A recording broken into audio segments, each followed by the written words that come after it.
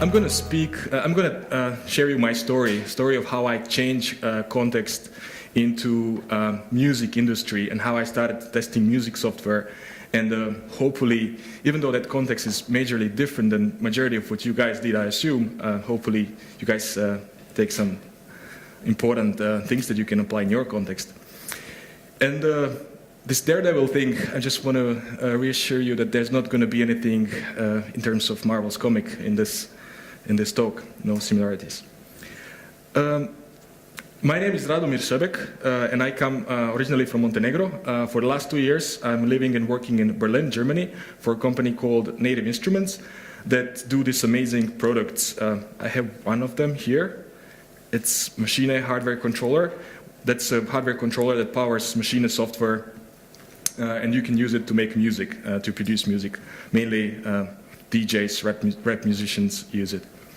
And I came from a very enterprise company into this industry, and I started testing it and faced one very big challenge.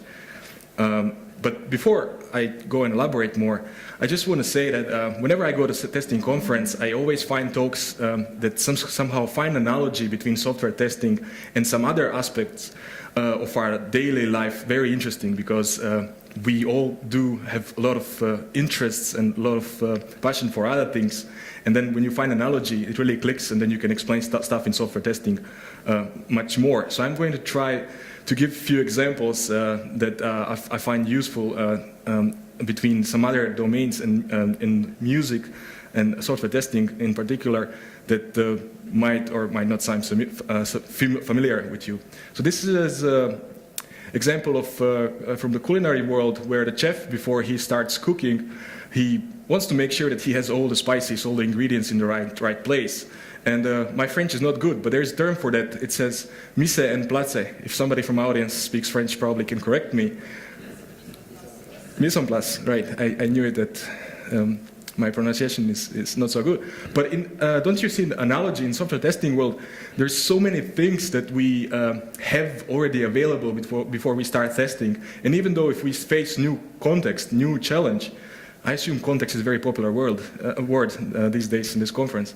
And before we face the new context, there are so many little things that are with us from before, from our previous contexts, and that's something that we can use and utilize. Great, so this talk is going to be about me facing the new context, facing new challenge. How did I adapt it to that challenge, obstacles that I overcame, or at least which ones I think I overcame, and then on the end, how I began to feel comfortable. And yeah, I'm still after 2 years in the same role, same company. A little bit about myself. I come from Montenegro. I guess I told it. But I was born in Serbia. I used to live in Estonia, Czech Republic, and now Berlin. So I changed a lot of countries. So I changed a lot of contexts personally. Learned on the way a lot of things about those cultures, those languages, and the people who live there. And that made me a natural explorer. It made me a person who has to deal with new contexts all the time. So switching in professional life from one company and one domain to another domain also came natural if you have this kind of background. Really helps. Great. I somehow don't see my presenter's notes, but this is a time when I just want to play some beats for you guys, just to have a feeling of what this software can do. Just disclaimer, I'm not an artist, so this is going to be very experimental, but yeah, why not? Switch to.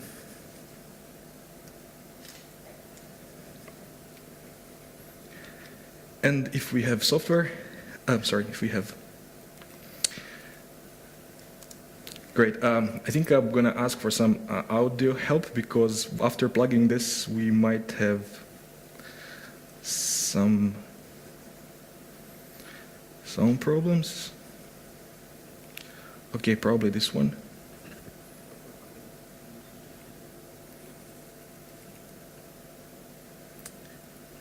Sorry for that. Is there anybody maybe in the room who could help me? Oh, maybe this one.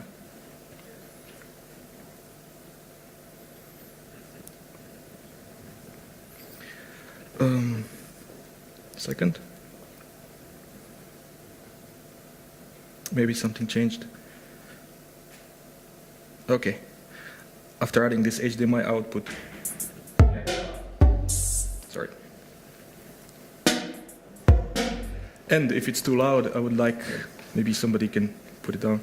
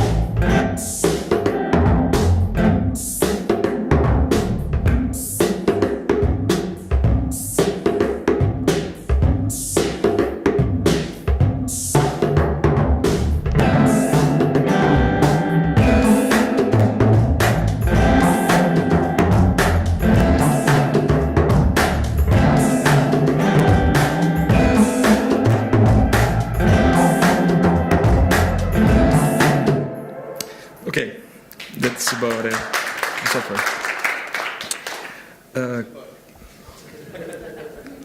Good. I hope that woke you up after the tasty lunch.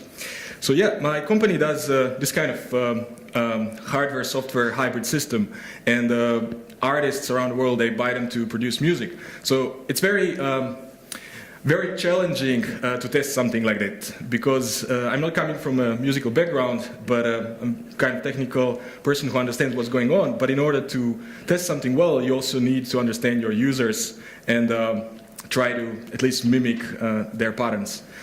But when I moved to this job, there was a lot of new things that I saw going on. One of them is that people are very emotional, because when you're creating music, you're trying to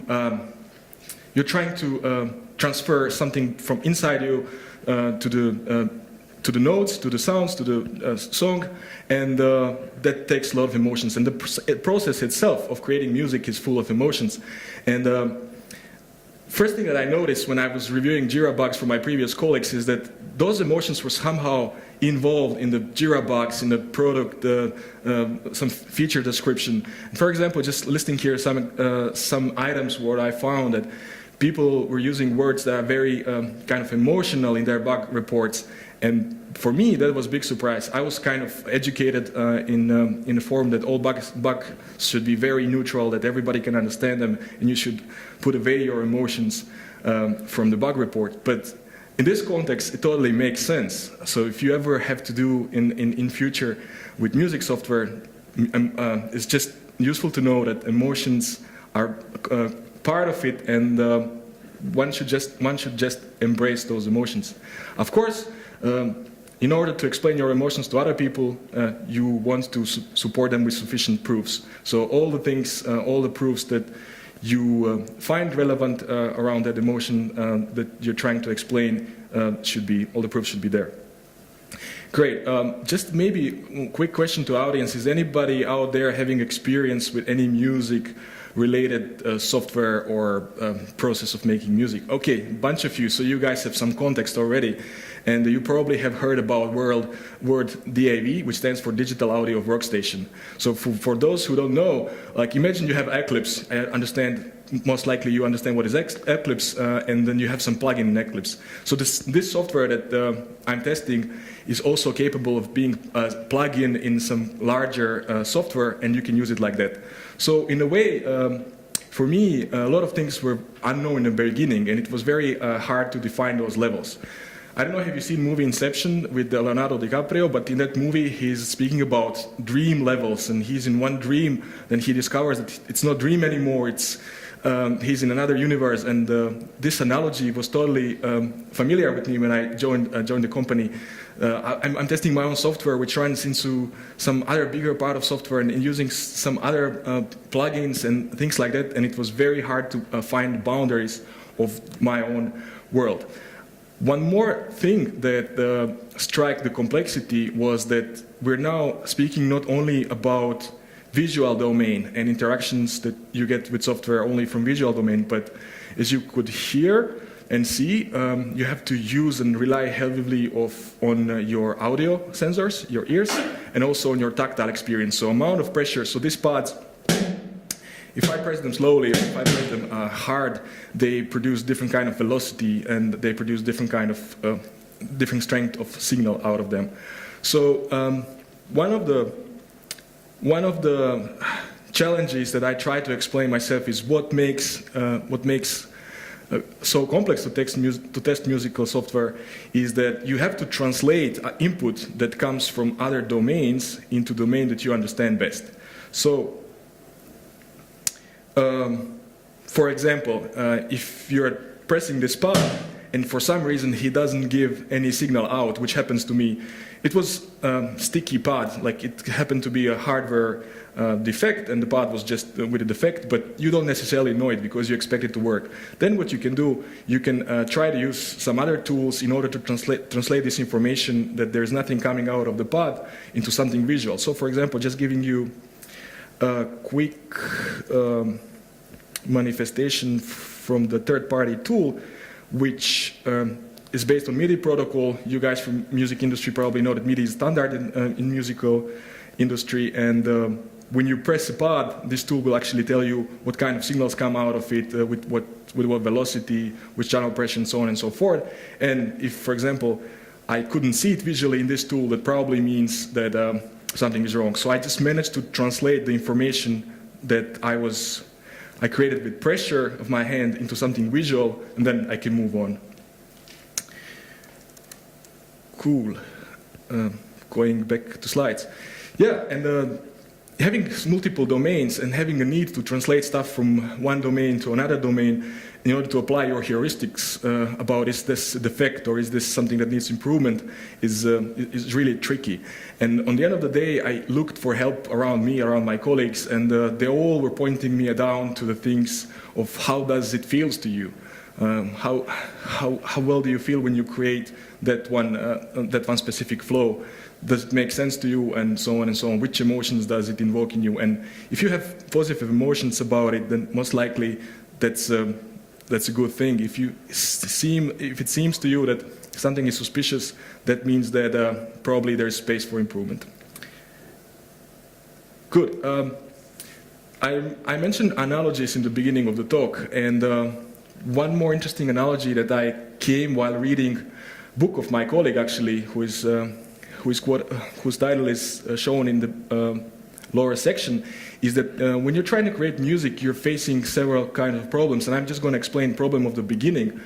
When you're in front of empty piece of musical sheet, and you have nothing, or in digital audio workstation world, you have the same sheet just virtually, there's a huge gap and you don't know how to start. You don't know from where to start creating music, and there are so many ways that you can approach that creative process. And I find this very analogous to world of testing. Like when I joined the company and I wanted to start testing the software, there's so many things in this 3-4 dimensions of my own software, the plugins that I'm using inside of it, and all of that I'm using as a plugin in some bigger DAW. And that was exactly analogy that I recognize that in software testing we're facing problems which are not only our own but also applicable for other industries and other domains. Great. So the way how I overcame this whole confusion of so many domains and so many contexts that I need to translate to something that I feel familiar is, of course, that I try to learn really fast from different sources. Yeah, I remember one of my colleagues telling me that, oh, you're the first guy who read actually all tutorials, because we have the tutorials for users that not really so many people read, but since I came from non-musical background, my first step was to read all the tutorials to see how somebody before me explained to the users how to use the software. And of course, your users are not going to use the software in the way how you explain them. They are always going to try some different ways and different perks into your application. And yeah, that was great. So first thing I tried to learn was to see what was the happy part of using the software. And yeah, I was just speaking with people to make sure that I have the common knowledge and common understanding. This process of learning was very interesting, and I was trying to, I had the task to, in a very short time, to learn a lot about this world. And I found one guy whom you can track from the languagetransfer.org webpage, who has this thinking method of learning. So that guy, Mihalis, what he does is he teaches languages. He basically flies to some country, for example, he's Greek or Cypriot, not sure, and he flies to some other country like Germany. He learns language for 2-3 months, and then he gives courses in this language to other people, helps them to learn new language that he even doesn't know.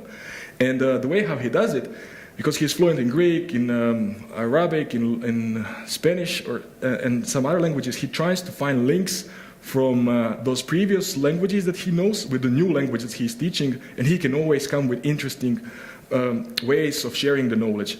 And that really fitted me well. On my part of dealing with this concept, with this new context, I tried to find junction points between the previous contexts and apply them here.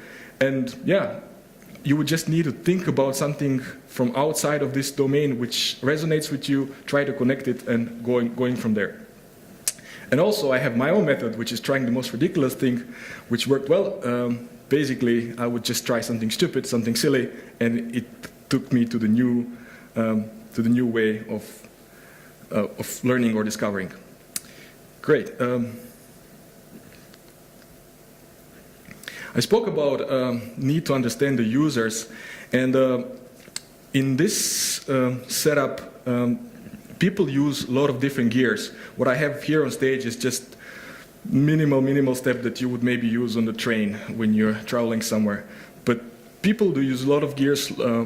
My desk and my colleague's desk looks very messy, and that's because we try to recreate natural environments where those super creative musicians who want to create music try to create something of their own.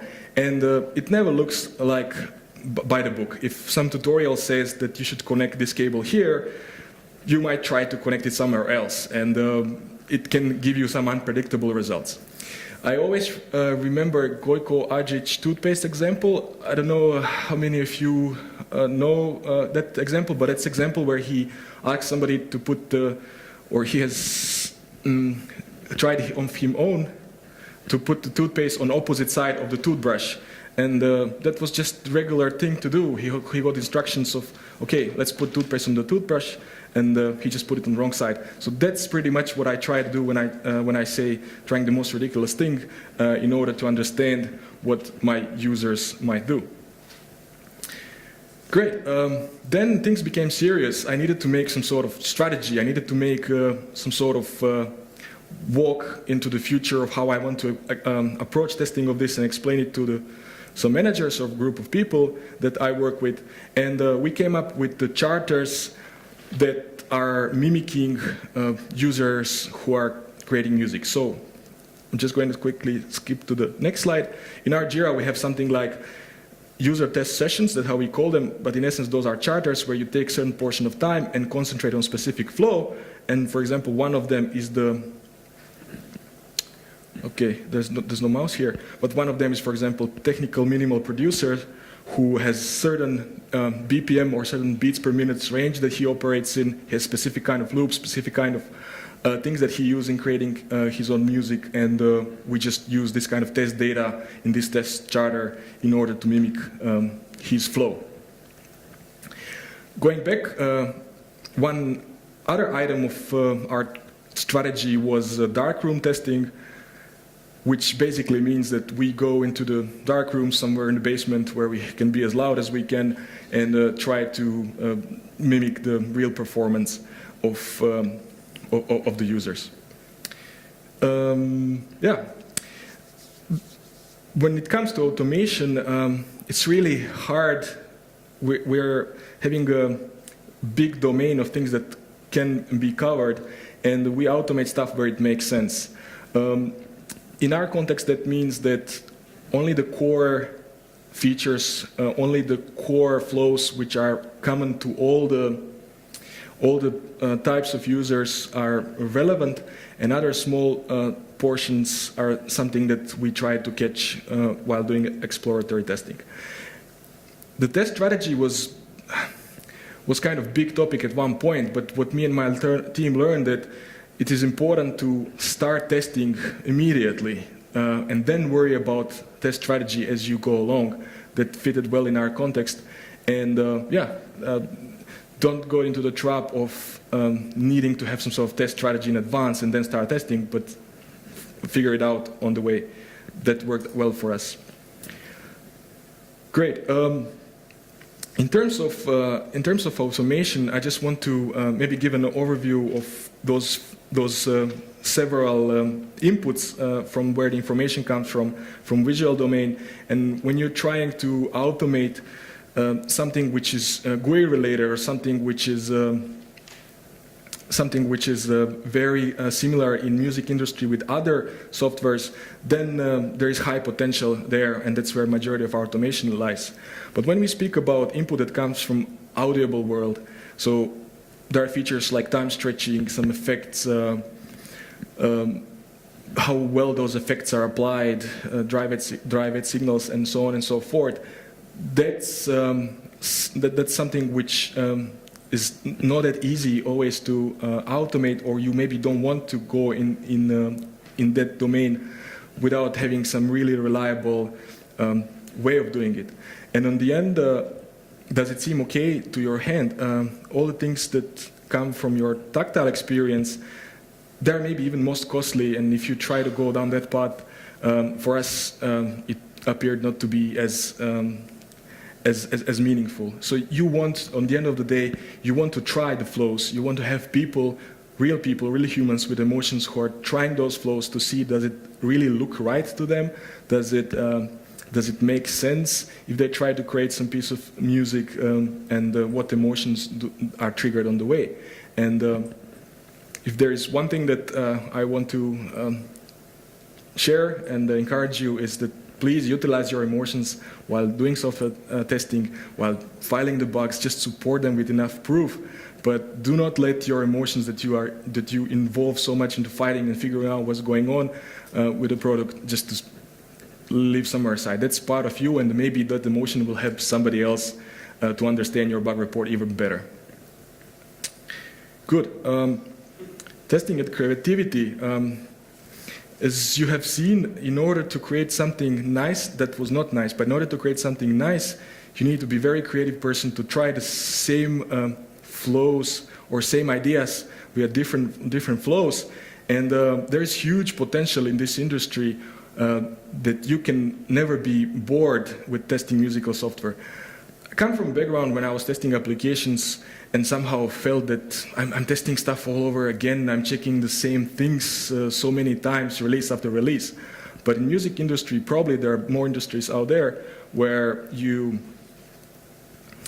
can apply your creativity. You never get opportunity to feel bored or to get stuck and to go in this repetition process. Great. I have 2 slides more. So what I want to shout out loud here is that no matter if you face new job, if you go to new context, just don't be afraid, just do it. The content and the context of that new domain don't really matter.